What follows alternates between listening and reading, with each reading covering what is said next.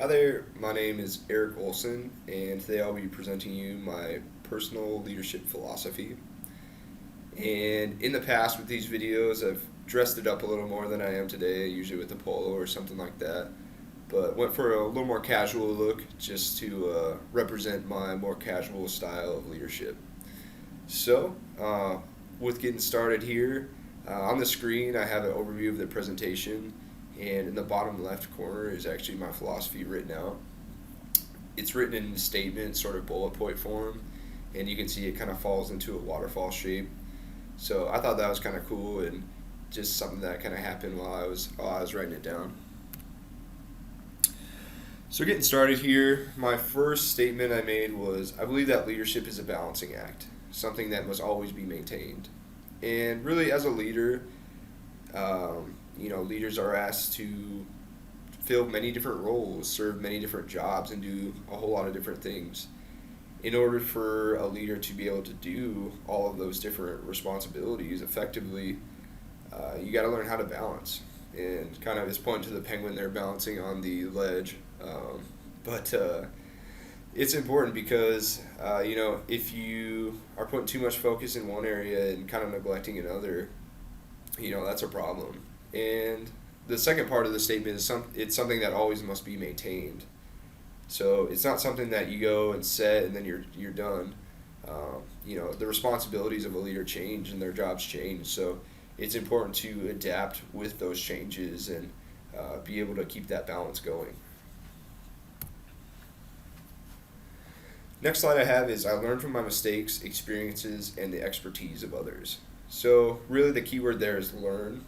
And our mistakes and our experiences are our greatest teaching tool and where we get the most value as far as getting things done. So in my opinion, it's important to be able to build on those experiences and take that information and apply it to future situations, as well as learning from the expertise of others. So being aware of what other people bring to the table and being open to their ideas is huge and is really going to give you a lot of value from just listening to what they have to say.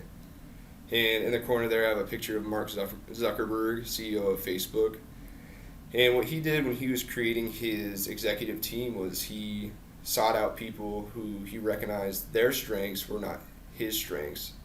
So what he's come up with is an executive team that all complements each other because they're all good at different things.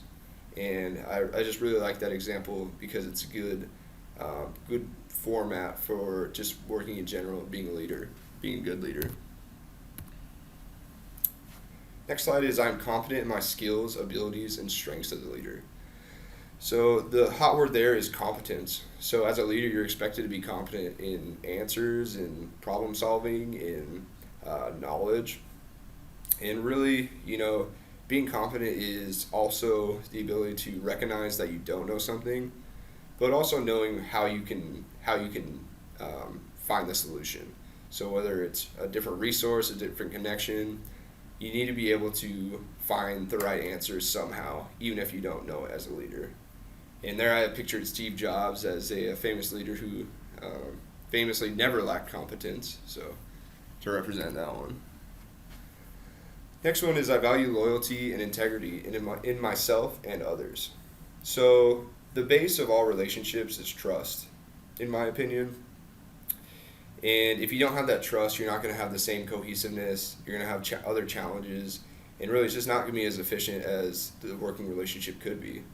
And at the base of trust is loyalty. If you know that you can count on someone again and again, and you worked with them in the past and you know how they operate, it's a lot easier to trust them. And the other part of that is integrity. So as a leader, you might be looked at to make a difficult choice here and there. Leaders are always looked at to do the right thing. In fact, it's usually big news if a leader is caught doing the wrong thing. So you can kind of just see how much weight people put onto that. So me personally, I really look for those qualities not only in myself and try to instill those in myself, but also my team members and the people around me. And I have Gandhi there as a symbol for integrity there. Next one is I bring humor and smiles to those around me. So, if you're grinding all the time and just always, pushing through, you're going to get ground down and you're going to get worn out. So, being able to bring humor and smiles and just a lighter side of thing is something that I typically do just personally, but it's also, I believe, an important quality in a leader. If you are able to kind of show your followers that lighter side and you're able to bring that to the table while still getting things done, it makes a big difference, and it kind of builds those relationships and adds the human quality to it, whereas just basic work really doesn't have that. Next one is I never put myself above the team. So there I have an illustration of a team pulling a mission. So on the top frame, there's the boss sitting on top of the mission, letting the team pull him while he shouts commands. And on the bottom frame, in contrast, it has the leader, which is at the front lines in front of the team, guiding the team and pulling right along with them. So to me, I've always admired the leaders that are, not afraid to do the dirty work, who are out there in the trenches with the rest of the team and, doing what needs to be done to get the job done. Next one is I practice what I preach. So it's in a simple little bubble there because it's a simple concept. If you are preaching to followers or your employees or your children a certain way to live, a certain way to act, a certain way to behave, yet you don't act in that same way, or even you do something that's contrasting to that, it really damages your image. It damages your credibility because why should I do this if you're not? Or why should I believe in this if you don't believe in it? Next one is I get the job done. Really simple one again, but really at the end of the day, that is the goal. That's the carrot at the stick. That's the top of the mountain. That's getting the job done is what everybody is working towards. So, not everybody can do it, but I get the job done. And what's important is getting the job done, but also getting it done right.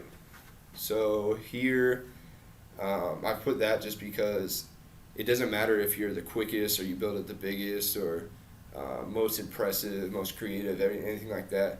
If you're cutting corners on the back end, then eventually that little stuff is going to bubble up and it's going to damage the credibility and damage what you built. So really doing it right is so important because kind of like the old adage, why do it at all if you're not going to do it right? So that's kind of something that's important to me and something that I try to emulate in my everyday work. And back to the overview again, and like I said, as you see, you can admire the lovely waterfall pictorial of how it kind of all falls into place there. That is my personal leadership philosophy.